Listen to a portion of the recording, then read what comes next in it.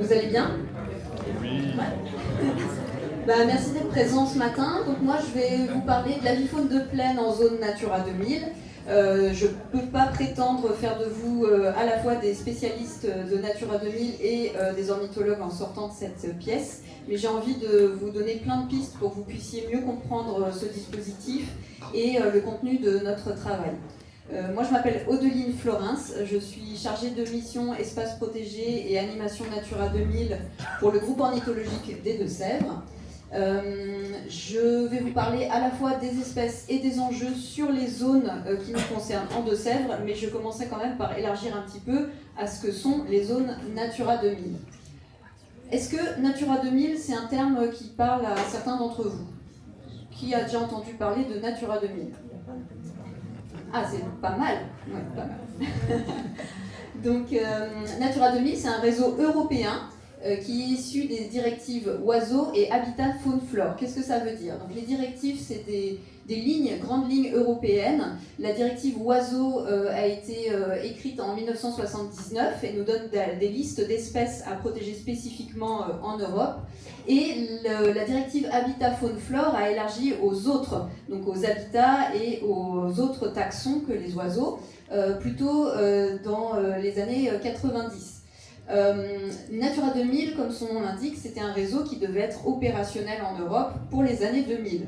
En France, on a quand même mis un peu de temps au démarrage, ce qui fait que la plupart des zones Natura 2000 ont été opérationnelles plutôt en 2010. Donc bon, mieux vaut tard que jamais.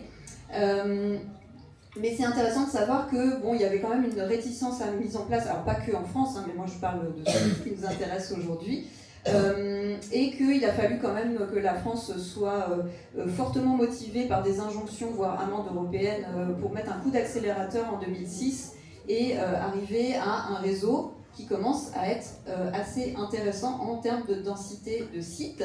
Donc en Europe, on a 29 000 sites, dont 1756 en France, 273 en Nouvelle-Aquitaine, j'ai précisé, dont 235 sites terrestres, parce qu'on n'en parlera pas du tout aujourd'hui, mais il y a des sites marins.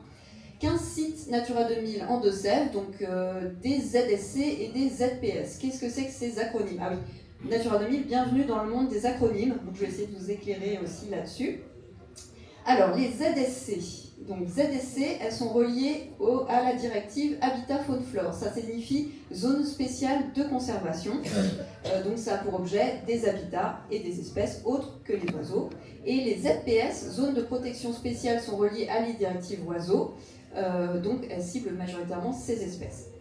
Bon, si tout ça, ça vous paraît un peu obscur pour l'instant, retenez l'objectif de Natura 2000 en Europe, c'est de maintenir et d'améliorer l'état de conservation des espèces animales et des habitats naturels. L'objectif de Natura 2000, je le martèle, c'est le bon état de conservation des espèces et des habitats. Je vous ai quand même mis une carte des Deux-Sèvres avec le réseau des zones Natura 2000. Donc vous voyez, c'est quand même assez varié en nature et en localisation. Et on obtient une trame qui est assez dense dans certains endroits, un peu plus vite dans d'autres, mais là je ne vous ai pas fait figurer les autres espaces naturels, donc des autres aires protégées, c'est uniquement la carte de Natura 2000. Alors pour présenter un petit peu le groupe ornithologique des Deux-Sèvres pour lequel je travaille, c'est une association loi 1901 qui a été créée en 1981, qui est animée par un conseil d'administration évidemment composé de bénévoles. Donc une association ne peut pas fonctionner sans ses bénévoles et sans ses administrateurs bénévoles. 16 administrateurs, une cinquantaine de bénévoles actifs aussi sur le terrain et plus de 500 adhérents. Nous sommes 15 salariés permanents et nous sommes affiliés au réseau France Nature Environnement. Donc on travaille avec de nombreux partenaires techniques et financiers, vous le verrez au fur et à mesure de cette présentation. Et depuis 2022, on est engagé dans une démarche de responsabilité sociétale des organisations, ce qui a débouché cette année sur la certification AFNOR ISO 26000, niveau exemplaire. Donc on m'a mis du niveau ce matin, parce qu'entre la conférence précédente et puis la certification de notre association. Et nous sommes aussi agréés organismes de formation. Je prendrai un temps à la fin pour les questions, si vous en avez. Donc, moi, aujourd'hui, je voulais vous parler de l'avifaune de plaine. Qu'est-ce que ça signifie? Au groupe ornithologique des Deux-Sèvres, nous animons 4 zones de protection spéciale, donc comme je vous le répétais, dédiées aux oiseaux. Les 4 zones, les voici. la zone de Niort-Nord-Ouest, la zone de Niort-Sud-Est, la zone de La Motte-Saint-Thérèse-Lezay et la zone de Waront-Tenzay, à laquelle il faut ajouter, j'ai aussi l'animation, mais c'est hors sujet pour ce matin, de la ZSC, donc la zone spéciale de conservation du massif forestier de Chizé-Aulnay. Ce qui fait que moi, je suis une femme qui pèse 100 000 hectares d'animation. Donc il y a des jours où c'est difficile de le porter, et puis il y a des jours où on ne s'en rend pas trop compte. Voilà, ça dépend. Mais évidemment, je ne travaille pas toute seule. Comme tout à l'heure, je vous disais, on travaille en réseau avec d'autres structures, et aussi avec mes collègues. Mes collègues ornithos sont répartis sur le territoire, on va dire en 4 cadrans, grosso modo, et ce sont mes yeux et mes liens sur le terrain. Et vous verrez que c'est indispensable pour que ça puisse fonctionner. L'animation de ces zones, elle a été assurée de la création de ces zones jusqu'en 2024 par le département des Deux-Sèvres. Et nous, on a repris l'animation depuis juin 2024, sachant qu'on faisait déjà des suivis ornithos auparavant. C'est juste, je parle bien de l'animation Natura 2000 proprement dite. Comment ça fonctionne une zone Natura 2000? Ça s'appuie sur ce qu'on appelle un DOCOB. Qu'est-ce que c'est encore cet acronyme? C'est un document d'objectifs. Donc je vous expliquerai à quoi il sert juste après. Si jamais vous voulez plus de détails sur chaque zone, parce qu'évidemment ce matin je ne pourrais pas les détailler une par une, je vais vous parler de l'ensemble, vous pouvez aller voir les sites internet. Chaque zone Natura 2000, et c'est valable aussi pour toutes les autres en France, ont normalement un site internet qui leur est dédié. Donc comment c'est désigné une zone Natura 2000? Je vous disais, ça dérive de directives européennes. Ça devient la responsabilité de chaque État, dont de l'État français, d'assurer le bon état de conservation des espèces et des habitats sur son territoire. Et on va s'appuyer pour les désigner sur des espèces dites d'intérêt communautaire. Ce sont des espèces rares, qui peuvent être parfois endémiques, emblématiques d'un milieu, qui sont des fois sur les listes rouges et qui sont à protéger pour différents critères. Chaque zone Natura 2000 va avoir son propre cortège d'espèces ou d'habitats à protéger. Nous ici, ce qui nous intéresse, c'est l'annexe 1 de ma directive oiseaux. Vous allez voir après, je vais mettre un peu de concret. Les périmètres. Donc là, je vous ai montré une carte tout à l'heure. Comment on en est venu à désigner ces périmètres? On s'est appuyé déjà sur une certaine logique géographique et de réalité biogéographique, puis sur des périmètres préexistants, les périmètres des ZNIEF encore, des zones naturelles d'intérêt écologique, faunistique et floristique, si je ne dis pas de bêtises. Un maillage territorial, il faut quand même qu'il y ait une cohérence entre ces différentes zones et les dispositifs existants. Et la fonctionnalité, il faut que nos espèces puissent circuler. Et comment on fait concrètement? On réunit tout le monde, partie prenante de la création de cette zone, autour d'une table, et c'est parti pour une phase de concertation qui prend beaucoup de temps, d'où aussi le retard de la France dont je vous parlais au début de cette présentation. Quand je parle de parties prenantes, de qui est-ce qu'il s'agit? Il s'agit des collectivités dont le territoire va être concerné, il s'agit des services de l'État, il s'agit de la région, du département, mais aussi des représentants des habitants, donc à travers leur collectivité, à travers les associations du territoire, et pas que les associations naturalistes. Ça va de l'association de chasse à l'association de randonnée pédestre, par exemple, qui sont très présentes sur les zones. Donc on a réuni des acteurs avec des intérêts très diversifiés sur le territoire. Parce que je vous disais tout à l'heure, je pèse 100 000 hectares. Vous imaginez bien que sur 100 000 hectares, il se passe plein d'activités du quotidien pour les êtres humains. Et le but de Natura 2000, c'est pas du tout d'empêcher ces activités. C'est pas un espace sous cloche qui va empêcher ces activités. Vous verrez au fur et à mesure, c'est comment on concilie et la présence de ces activités humaines et les espèces qui doivent accomplir leur cycle de vie sur ce territoire, mais en vue du bon état de conservation de ces espèces. Donc c'est quand même elles qui priment. Allez, vous allez me dire, c'est quoi? C'est une conférence sur les oiseaux, on n'a pas vu une seule plume depuis le début. Ce que je vous propose, c'est de me lancer. Alors, comme je sais qu'il y a des ornithologues dans la salle, ne vous dénoncez pas, je le sais. Mais j'aimerais quand même que vous me disiez si vous connaissez ces espèces et si vous pouvez leur donner un nom. Oui? Le gorge bleu. Le gorge bleu à miroir, tout à fait. Et à votre avis, est-ce que c'est une espèce qui a servi à désigner certaines de mes zones Natura 2000? Oui. Alors, ce petit masque, à qui est-ce qu'il appartient? Alors, je change un peu d'interlocuteur pour voir le niveau. Pygriache écorcheur. Oui, merci, tout à fait. Pygriache écorcheur. Est-ce qu'elle est désignatrice des zones Natura 2000, à votre avis? Oui. Allez, pour moi on corse un peu, mais je vois qu'il y a déjà une main qui se lève, oui. Le bruyant proyer, et à votre avis, est-ce qu'il est désignateur ou désignatrice, je ne sais pas comment dire? Eh bien non. Forcément, je vous mets des pièges. C'est des espèces qui sont très présentes sur les zones agricoles, donc c'est pour ça qu'on vous l'a mis, parce que vraiment son champ est vraiment une signature du paysage. Pourtant, il ne fait pas partie des espèces de l'annexe 1 dont je vous parlais, qui ont permis de désigner la zone. Cependant, il faut bien comprendre que ce qu'on met en place pour certaines espèces a pour but de ruisseler sur d'autres espèces, même en dehors des oiseaux. Bon. Vous verrez que la particularité des zones de protection spéciale qui s'adressent aux oiseaux, on travaille directement sur l'espèce, on ne travaille pas sur l'habitat. Les habitats vont être protégés dans le sens plutôt négocié, on parlait de concertation tout à l'heure, en fonction des intérêts de ces espèces-là, mais ce n'est pas directement l'habitat qu'on va protéger. J'y reviendrai. Allez, on commence sur le top 3 des espèces de plaine agricole. Allez, oui. Le dicnème, merci. Le dicnème criard. Ah, je change, sinon c'est pas drôle. Personne d'autre n'a un avis? Ah, si. Le monsieur est là-bas? Oui. Oui. Donc voilà, le busard cendré. J'ai voulu absolument vous mettre le passage de proie. Pour ceux qui ne connaissent pas ce comportement, ce qui est intéressant, c'est que là on a le mâle, là on a la femelle. Donc il y a à la fois dans la parade, et il y a aussi quand la femelle va être au nid dans une culture, le mâle va la ravitailler. Donc la femelle en fait ne quitte presque pas le nid, elle reste sur le nid, et au moment où le mâle va venir pour lui passer la proie, elle va décoller du nid, et le mâle va lui lancer ou passer, comme vous voulez, la proie qu'elle va réceptionner avant de redescendre au nid. Et ça, c'est un élément qui va être super intéressant sur le terrain pour essayer de repérer les nids. Donc c'est à observer, c'est pas seulement parce que c'est quand même hyper impressionnant, c'est aussi parce que ça nous est utile pour savoir où sont les nids.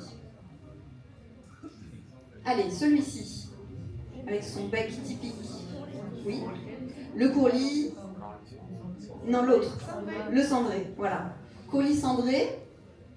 Alors j'en profite aussi pour vous dire, si on a toutes ces magnifiques photos, c'est grâce à certains de nos salariés et surtout de nos bénévoles, parce que les salariés n'ont pas toujours le temps sur le terrain de prendre le temps de faire des photos, et nos bénévoles sont indispensables aussi pour qu'on puisse communiquer la passion qui les anime, et nos salariés et nos bénévoles.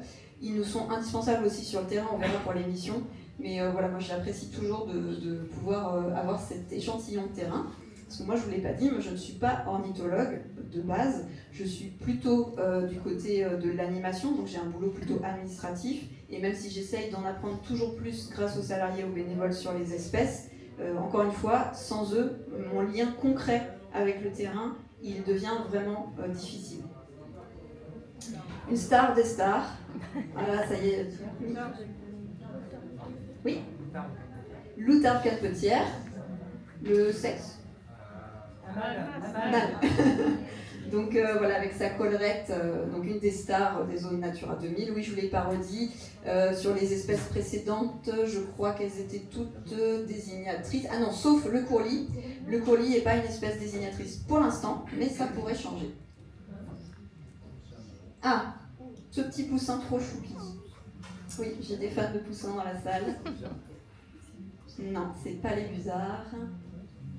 Alors, il n'est pas facile, moi au début, je n'aurais jamais trouvé si on ne m'avait pas donné des indices. Vous avez vu la taille des pattes et le bec, franchement, il ne vous aide pas. Voilà. Oui? Comment? Non, c'est vrai que les fouques ont des pattes assez particulières. Je vous l'ai montré dans la diapo d'avant pour vous aider. Non, pas le dicnème. Ah, celui-là, il pose souci, tiens. Ah, est-ce que... Allez, appelle un joker, oui. Le courlis cendré. Oui, le courlis cendré. En fait, son bec va évoluer au fur et à mesure qu'il va grandir. Donc c'est super intéressant de se dire que c'est pas si évident l'identification des espèces à l'état poussin, même si c'est pas du tout évident non plus des fois à l'état adulte. Hein. S'ils n'ont pas leur plumage nuptial, ça peut vite se compliquer. Et celui-ci, oui, je l'ai entendu, Busard des roseaux, qui n'est pas du tout au-dessus des roseaux. Hein, vous le noterez. Allez, j'ai mis aussi des petits pièges, oui. Oui, C'est une buse variable, elle n'est pas désignatrice des zones Natura 2000. Si je vous l'ai mis, c'est pour vous montrer quand même qu'elle porte très bien son nom, sur la variabilité du plumage, et aussi pour vous dire que on a aussi ces espèces plutôt communes dans les zones Natura 2000, et on ne les oublie pas pour autant, même si ce n'est pas notre cible directe. Je l'entends vaguement, oui, c'est ça. Loutarne canepetière cette fois, femelle, ou je ne me lancerai pas en plumage bas nuptial. Hein. Voilà. Et alors ceux-là. Ah oui. Eh ben non. Moi j'ai pensé la même chose. Moi j'ai pensé corneille la première fois que je les ai vus. Non plus. Non mais ceux-là ils sont vraiment durs. Hein. Vraiment je les ai piqués à un collègue ornitho, j'avais jamais trouvé. Oui. Pardon, j'entends pas très bien. Oui, ce sont des rapaces. Et donc en fait ce sont des busards cendrés, mais mélaniques, tout noirs. Donc, alors en plus, c'est un peu des cas d'école dans le sens où voilà, vu de loin pour identifier les espèces, là encore, on voit c'est des belles photos, elles sont nettes. Enfin voilà, sur le terrain des fois c'est un peu la galère. Allez, on va revenir à mon histoire de document d'objectif. Donc je vous disais tout à l'heure, on assoit tout le monde autour d'une table et on essaye de négocier comment on va faire pour protéger ces espèces magnifiques qu'on vient de voir. Alors, il y a 4 grands points communs au document d'objectif de mes 4 zones. C'est pour ça que je vous les ai cités ici, je ne vais pas vous les détailler. Vous avez assurer la pérennité des habitats favorables aux oiseaux patrimoniaux du site. S'ils n'ont pas d'endroit pour accomplir leur cycle de vie qui leur convient, ils ne peuvent pas se reproduire, ils ne peuvent pas se développer. Garantir la protection et la tranquillité des oiseaux patrimoniaux du site. C'est bien d'avoir les bons endroits, mais s'il y a du dérangement permanent pendant les cycles, notamment de reproduction, c'est pas possible non plus pour eux d'atteindre des populations satisfaisantes et stables. Assurer une appropriation de la démarche et des enjeux par les acteurs du site, ça c'est une mission clairement qui me revient d'animation. Je ne vous l'ai pas dit, mais il y a un habitant sur 2 qui est concerné en Deux-Sèvres par une zone Natura 2000. Mais je pense qu'il y a une quasi-totalité de ces habitants qui ne savent pas qu'ils habitent dans une zone Natura 2000. Donc il y a beaucoup de communication à faire, même auprès des mairies. Hein. Les mairies savent qu'elles ont une zone Natura 2000 sur leur territoire, mais je me rends compte que des fois c'est assez flou pour elles de savoir quelle partie de leur territoire est concernée, à quoi ça les... qu'est-ce que ça leur apporte, on verra tout à l'heure, et qu'est-ce qui mérite un point de vigilance de leur part en échange. Organiser le suivi et la mise en œuvre des actions du document d'objectif, ça aussi c'est mon boulot. C'est bien que tout le monde se soit concerté en 2012 ou 2015 pour décider de ce qu'on allait faire. C'est mieux si on met en œuvre le plan. Et c'est mieux aussi s'il y a quelqu'un pour vérifier que ça se fait et qu'on n'a pas dévié du chemin en cours de route. Ou alors, est-ce qu'il ne faudrait pas, des fois, mettre à jour aussi ce document qu'on a fait il y a 10 ans ? Voici un aperçu des espèces que l'on suit dans ce cadre. Alors, je vous ai mis les suivis dans l'idéal, parce qu'on dépend, je vous disais, de nombreux partenaires techniques et financiers pour pouvoir mener à bien ces actions, même si on dépend aussi beaucoup de nos bénévoles, j'insiste là-dessus. Les outardes, on essaie de suivre les mâles chanteurs au printemps, dans l'idéal tous les ans, et les rassemblements post-nuptiaux, donc ça c'est à l'automne, dans l'idéal tous les ans aussi. Je le dis aussi dans l'idéal parce que selon mes zones, j'ai plus ou moins d'outardes canepetières. Là, je vous fais un gros lot d'ensemble sur les 4 zones Natura 2000. Le Dicnem cria, prospection des milieux favorables dans l'idéal tous les 2 ans. Comptage des rassemblements post-nuptiaux, donc ça je vous disais c'est plutôt à l'automne. Là, on est sur une phase de fin de suivi dans le cadre d'un programme national d'action EDICNEM qui était décliné au niveau régional. Mais on va continuer à faire de la protection opportuniste des nids dans le cadre d'appels à projets de la région Nouvelle-Aquitaine. Les busards, donc 3 espèces, donc busard Saint-Martin, busard cendré, busard des roseaux. Protection des nids et suivi des couples en lien avec les agriculteurs du territoire. On va le voir un petit peu plus en détail pourquoi les agriculteurs sont des acteurs incontournables de cette protection. Comptage des dortoirs post-nuptiaux aussi. La pie-grillée chez écorcheur, comptage des couples, là on fonctionne par transecte. Alors pour ceux qui ne savent pas ce que c'est des petits segments qu'on parcourt en voiture, à pied ou à vélo, selon la possibilité technique de le faire. Et on essaye de repérer le nombre de couples qu'il y a le long de ce parcours, en général quelques kilomètres. Et les hivernants, tous les 4 à 5 ans, cette année on va faire le comptage des hivernants. Donc ça on le fait un petit peu moins fréquemment. On travaille aussi avec d'autres types de partenaires techniques, ce sont les organismes de recherche. Donc le Centre d'études biologiques de Gizeh, CNRS INRAE, c'est un partenaire historique. Ils ont une zone qui s'appelle une zone atelier qui englobe la zone de la plaine de Niort sud-est. Donc en fait leur zone d'étude est même plus large que la zone Natura 2000 et la plupart des suivis et des études on les fait en partenariat avec eux, voire c'est eux qui portent certains suivis, ça dépend aussi des années. Patrinat, donc l'unité de soutien à la recherche de l'OFB, Muséum, CNRS et IRD. On a initié cette année un processus d'évaluation parce qu'en fait, Patrinat, c'est l'organisme qui est chargé par l'État français de faire le rapportage européen de qu'est-ce qu'on fait en France pour atteindre ce bon état de conservation dans les zones Natura 2000. Il y a un rapportage qui vient de se terminer là à l'été 2025, donc je ne sais pas s'il y a de la communication qui sera faite dessus au niveau national. Mais eux, en fait, pour l'instant, ils évaluent les choses non pas site par site, parce que je vous disais, il y en a 1756 en France, ils évaluent les choses de manière biogéographique. Par exemple, dans le domaine atlantique, on veut assurer le bon état de conservation de tel habitat, telle espèce, tel oiseau. Où est-ce qu'il en est? Et là, avec eux, on a tenté une évaluation plutôt par site, sur la plaine de Niort Nord-Ouest et la plaine d'Oiron-Tenzet. Donc c'était leur objectif de recherche, nous on a participé parce que ça nous intéressait aussi d'avoir leurs résultats. Et en échange, voilà, ils vont nous montrer des outils qu'on pourrait nous utiliser pour encore améliorer nos actions. Alors, un petit peu d'ornithologie de nouveau. Là, je vous ai mis les protections nichées. Où est-ce qu'elles ont lieu? Ça dépend de où niche l'espèce. L'outarde canepetière, on va être plutôt sur les jachères et les prairies de fauche. Les busards, céréales à paille, prairies de fauche, aussi pour le nourrissage. Le dicnème criard, les cultures de printemps. Donc, ce qui est intéressant aussi de voir, c'est la tête, entre guillemets, des œufs et des poussins. Vous voyez que les milieux sont complètement différents. Les œufs hypermimétiques plutôt type prairie, les œufs hypermimétiques dans un sol caillouteux. Pour la petite anecdote, une légende voulait que les œufs de dicnème, comme ils sont au milieu des cailloux, sont eux-mêmes en pierre. C'est faux. Et c'est pour ça que ça pose problème. Mais non, évidemment, maintenant tout le monde sait qu'ils ne sont pas en pierre. Mais c'est pour vous donner l'état de mimétisme. Je ne sais même pas si vous voyez bien le poussin de dicnème qui est là. Voilà.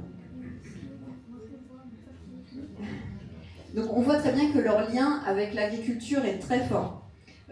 Certaines de ces espèces, voire la plupart de ces espèces, c'est des espèces dites stépiques. Et elles ont su s'adapter à l'évolution de l'être humain vers l'agriculture. Et elles ont coexisté pendant de très nombreuses années avec l'agriculture, sans souci.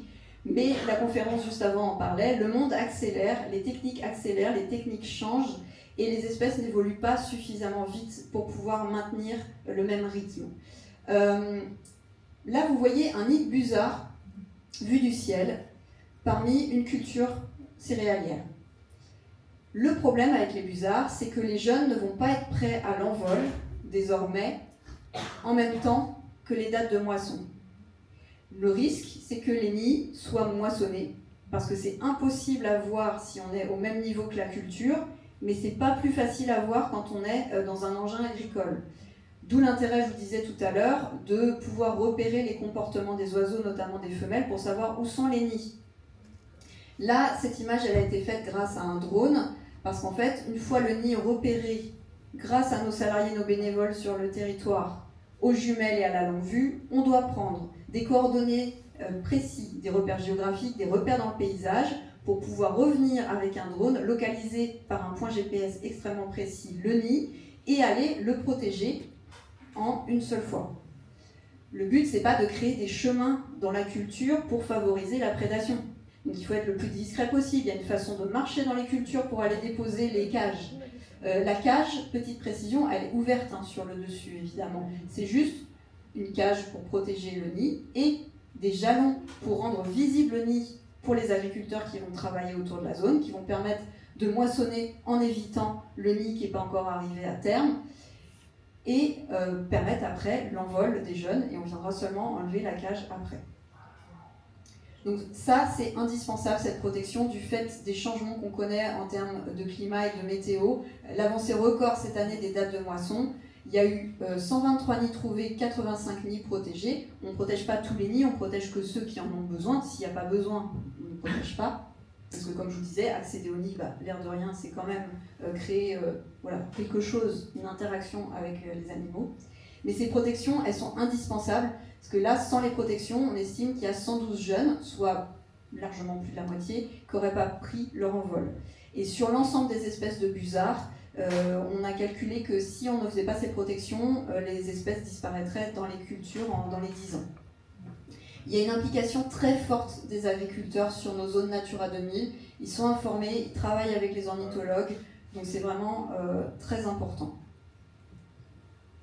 Le Dicnème criard, donc je vous l'ai remis en plus gros, là le poussin, oh pardon, on est revenu dans les chiffres, ah voilà. Je vous ai remis en plus gros le poussin ici, et puis les œufs parmi les cailloux. Alors là, la protection des nids, elle est assez différente, vous voyez. Comme c'est des espèces qui vont nicher au sol à un moment où la végétation est encore très peu développée, on va faire un piquetage très discret au niveau du nid, qui va juste permettre à l'agriculteur d'éviter dans ses travaux de binage, etc., l'endroit du nid. Et on va mettre par contre un jalon jaune, comme celui qu'on a vu tout à l'heure, en bout de rang, pour qu'il sache que c'est dans ce rang-là qu'il va falloir être vigilant. Donc c'est pareil, c'est un travail de coopération avec les agriculteurs pour arriver à les protéger. Alors je vous disais, Natura 2000, c'est un réseau européen qui est décliné par chaque État dans son pays, sous sa responsabilité. En France, on a choisi une démarche basée sur la concertation et le volontariat. Donc on a des outils dits contractuels de deux types, soit des outils de modification des pratiques.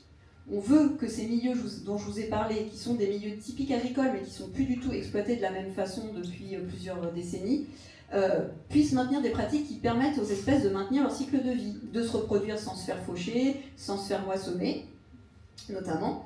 Et pour ça, on va mettre en place des contrats. Encore des sigles, les mesures agro-environnementales et climatiques sont les principaux contrats sur lesquels nous on s'appuie pour les zones agricoles qui nous intéressent. Les contrats, en général en Natura 2000, ça peut aussi concerner des particuliers sur d'autres zones, d'autres habitats, etc. Ça engendre un coût pour les agriculteurs par exemple, donc il va y avoir une subvention qui va être générée et on s'engage sur 5 ans. Les chartes par contre c'est juste, on va signer des principes de bonne conduite, en quelque sorte. On fait déjà des choses bien, en fait, il y a déjà des bonnes pratiques, donc ce n'est pas la peine de les modifier, on va juste les valider par la charte, et on peut quand même avoir une exonération fiscale sur la taxe foncière sur les propriétés non bâties. Bon, tout ça c'est un peu technique, mais c'est juste que vous reteniez que c'est une démarche sur le volontariat avec un type de contrat rémunéré ou de charte de bon engagement. Il y a quand même un outil réglementaire, et souvent Natura 2000 est découvert ou connu plutôt sur ça. Ce sont ce qu'on appelle les évaluations d'incidence. J'ai un projet sur une zone Natura 2000, charge aux porteurs de projet de montrer comment son projet va ou non interagir avec les espèces cibles de cette zone, et qu'est-ce qu'il va mettre en place pour minimiser son impact. L'éviter, dans le meilleur des cas, le réduire, le compenser, ça c'est vraiment le dernier recours. Ces évaluations d'incidence, évidemment, vous êtes un particulier, vous habitez dans une zone Natura 2000, vous voulez agrandir votre maison, on vous dit qu'il va falloir évaluer l'incidence de votre bâtiment sur les espèces de plaine agricole. Vous êtes un peu en peine pour réfléchir à ça. Donc moi, mon rôle, c'est aussi ça, c'est d'accompagner les porteurs de projets, que ce soit des particuliers ou des porteurs de projets industriels, à réfléchir sur l'impact et à les informer. Moi, c'est juste ça, je dois les informer des enjeux qui existent sur la zone. Quelles espèces sont présentes ? Qu'est-ce qu'elles font? Est-ce qu'elles se reproduisent? Est-ce qu'elles se rassemblent plutôt à l'automne? Et quelles conséquences potentielles ça pourrait avoir? Comment on aménage au mieux le projet? Mais tout ça, c'est des préconisations. Je leur donne les informations et c'est à eux de s'engager sur l'évaluation d'incidence. Ce sont les directions départementales des territoires qui vont instruire les dossiers. Moi, je travaille beaucoup en lien avec eux. Ça prend beaucoup de mon temps. Parfois, aller rencontrer directement sur le terrain certains agriculteurs qui font face aussi à leurs propres problématiques. On va le voir, maintenir des prairies, si vous faites plus d'élevage, c'est normal que ça génère un coût pour vous et qu'on essaye de vous aider. L'idéal, c'est de pouvoir maintenir des prairies dans un système de polyculture élevage qui fonctionne. Mais ça, c'est encore un autre domaine. Donc pour vous donner une idée, voilà, ça c'est les contrats de mesures agro-environnementales cumulé en 2024 sur l'ensemble des 4 zones dont je vous parlais. Donc n'oubliez pas, 77 000 hectares et plus. On voit qu'il y a une variation dans ces surfaces contractualisées, parce qu'en fait, c'est pareil, on fait tout ça grâce au financement public, et ces financements peuvent subir des variations. Dans les phases les plus creuses, on est sur du maintien des espèces, mais dans les phases où on peut aller un peu plus loin, on est sur de la reconquête par les espèces. Qu'est-ce que j'entends par là ? Je vous ai pris quand même l'exemple de la star des stars, l'outarde calpetière. Donc, espèce annexe 1, déterminante SNIEF, vous vous rappelez de la SNIEF tout au début, statut de conservation, en danger en Poitou-Charentes et au niveau national, donc elle est sur la liste rouge de l'UICN. Là, quand on voit les cartes, ça c'est la répartition en 1975. Bon, il y a quand même encore une certaine continuité entre certaines populations. C'est pas le même maillage, hein, je vous l'accorde. Mais là, on voit bien en 2015 déjà la réduction du territoire et l'isolement des populations. Alors, en Poitou-Charentes, on est sur les derniers individus de la souche, on va dire, migratrice des outardes canepetières. Celles du sud sont plutôt des souches sédentaires. Et vous voyez, là, je vous ai mis pour qu'on parle bien du bon domaine biogéographique. Je vous disais tout à l'heure, Patrinat évalue comment fonctionne Natura 2000 sur un grand domaine atlantique. Donc, il faut imaginer grand domaine atlantique, c'est un peu tout ça, là, et même sur d'autres pays européens. Mais Patrinat est chargé que de la partie française. On voit là l'évolution. Quand on parle de tendance des populations, on ne dramatise pas. 1980, on est plutôt sur une estimation de 6400 mâles chanteurs. Je ne parle pas des individus. Les femelles sont très difficiles à détecter chez l'outarde, donc on fixe sur les mâles. Et 2016, 313 individus. Donc on a quand même perdu beaucoup de monde, c'est pas exagéré. Et souvent aussi on a la question pourquoi protéger cette espèce en particulier. Je vous ai donné des éléments au début. Protéger une espèce qui a besoin de prairies, ça protège aussi les prairies. On espère que ça puisse avoir des répercussions positives sur l'activité de certains agriculteurs aussi qui peuvent maintenir éventuellement de l'élevage. On protège tout un cortège d'oiseaux qui a les mêmes besoins de prairies, mais aussi des insectes, mais aussi un paysage, etc., etc. On peut sûrement faire mieux, mais on fait aussi avec les moyens qu'on a et avec les contraintes du temps dans lequel on vit. Je vous parlais des collectivités tout à l'heure. Tous les partenaires sont nécessaires en fait, puisque tous les financements possibles, toutes les actions possibles comptent quand on a des pertes aussi drastiques d'individus. Chaque individu compte du coup, et ça devrait être le cas tout le temps, il ne faudrait pas en attendre d'en arriver là. La dotation collectivité, je vous en parle parce qu'elle est peu connue, et jusqu'à présent elle était même peu connue malheureusement des collectivités elles-mêmes. C'est l'ancienne dotation biodiversité qui a été renommée en dotation aux aménités rurales. Qu'est-ce que ça veut dire les aménités rurales ? C'est que ces paysages ruraux nous rendent des services. Je ne sais pas si certains ont assisté à la conférence de mercredi sur les services écosystémiques de nos collègues de l'ARN du Pinail. Mais c'est vraiment ça, c'est que si on n'avait pas ces paysages, si on n'avait pas ces espèces, il y aurait tout un coût qui est invisible pour nous, mais que nous, humains, on ne saurait pas gérer, ou on saurait le gérer à des conditions financières énormes. Et donc, pour indemniser, entre guillemets, les collectivités qui maintiennent ces paysages, plus les aider à avoir des actions en faveur des espèces, des aires protégées qu'elles ont sur leur territoire, l'État leur verse une dotation. Alors, ce n'est pas toujours des gros chiffres, parce que c'est proportionnel à la surface du territoire en zone protégée. Ici, je vous parle de Natura 2000, mais ça marche aussi sur une réserve nationale ou régionale. Et au nombre d'habitants. Alors, il ne faut pas dépasser un certain nombre d'habitants, mais il y a quand même une proportion. Donc, il y a tout un calcul savant. Ces infos sont publiques. Donc, vous pouvez aller les consulter tous les ans, de savoir quelle commune, à quelle dotation. On les encourage à utiliser à minima pour la biodiversité, voire quand elles sont en zone Natura 2000, si possible pour les espèces Natura 2000. Et des fois, on a juste besoin qu'elles nous aident à communiquer pour que les habitants sachent quelles sont ces espèces et qu'ils habitent en zone Natura 2000. Sensibiliser les enfants, etc. Mais sensibiliser aussi les adultes, parce qu'on met toujours tout sur les jeunes générations. Moi, c'est un truc, des fois, ça m'agace un peu. C'est notre responsabilité, à nous qui sommes déjà adultes, l'état actuel des choses. Bilan de l'état des populations d'oiseaux de plaine. On va en revenir à nos espèces. Je vous disais, il ne faut pas oublier, Natura 2000, son objectif, c'est le bon état de conservation. On l'a vu, l'outane capetière, elle est très dépendante du maintien des prairies, si possible gérée favorablement, soit par des bonnes pratiques existantes, soit encouragée par des contrats comme les mesures agro-environnementales. Elle est aussi dépendante de la ressource en criquets sauterelles. Les jeunes sont exclusivement nourris avec des criquets sauterelles, les adultes peuvent aussi être herbivores. Donc on voit là les problématiques qui vont à l'encontre des pratiques agricoles qui favorisent l'absence d'insectes, par exemple dans les cultures. Le Dicneum criard, lui, il est souvent beaucoup plus connu. Alors c'est vrai que ces espèces, elles sont peu connues du grand public, mais bon, aujourd'hui j'ai un public plutôt averti, puisque vous avez trouvé quasiment toutes les espèces, à part mon busard cendré mélénique, mais là franchement, j'ai pas été chouette.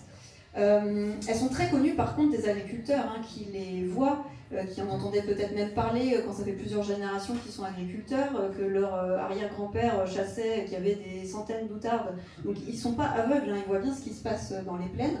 Et le Dicneum, il est souvent encore vu en rassemblement automnal en nombre, des centaines d'individus. Donc on a tendance à ne pas s'inquiéter en se disant, bon bah ils sont toujours là, ça va. Oui, mais la population est vieillissante. Il y a très peu de jeunes qui parviennent jusqu'à l'envol. C'est des espèces longévives, elles vont vivre 15 ans à peu près, je pense. C'est dans des taux qui 15-20 ans. Bon, c'est quand même c'est long. Donc le risque, c'est que du jour au lendemain, on se rende compte que, mais en fait, c'était tous des personnes âgées. Et où est la nouvelle génération? Donc il faut en tenir compte. Et pareil, ils sont dépendants de leurs ressources en insectes, en mollusques, en petits vertébrés, donc tout ce qu'on a du mal à maintenir dans nos paysages. Les busards, je vous l'ai dit tout à l'heure, du fait de l'avancée des dates de moisson, ils sont dépendants des protections de nids, aussi il y a des phénomènes de prédation, etc. Et de la ressource en micro-mammifères. Les busards sont des auxiliaires de culture. Ils se nourrissent essentiellement de campagnols, voire de certains insectes. Ce sont des oiseaux très légers, quelques centaines de grammes. Ils ne sont pas capables d'emporter des proies beaucoup plus grosses. Donc c'est vraiment une aide à la culture. Les pygrièches écorcheurs, donc son nom lié à son comportement particulier où elle fait des réserves de proies sur des buissons épineux, par exemple, qu'elle va empaler. Elle est aussi dépendante de la ressource en insectes. Donc si on ne maintient pas d'insectes, on ne peut pas maintenir ces espèces. Allez, le but c'est pas de vous déprimer. Tiens, est-ce que vous connaissez une autre espèce, d'autres espèces stépiques? Stépiques, déjà ça vous parle, c'est des espèces des steppes en fait. Alors les steppes en Europe occidentale, on n'en a quasiment plus. C'est pour ça que les milieux agricoles, c'est ce qui se rapproche le plus. Non, il n'y a pas d'idée d'espèces stépiques. Oui. Alors oui, mais je sais pas, le vanneau, on va le plutôt classer dans les hivernants. Je sais pas s'il était stépique à l'origine, c'est une bonne colle. Moi je pensais donc à l'outarde, busard et Dicneum. Mais je pensais même en dehors des oiseaux. Des lézards? Oui, pourquoi pas, des lézards. Ah c'est marrant, je pensais à des espèces beaucoup plus grosses. Oui, aussi. Non? Ça vous parle pas les steppes? Ça fait longtemps? J'avais entendu mais vaguement. Mais pas ici. Pas ici. Les Przewalski. Enfin pas ici. Oui, les Przewalski, oui.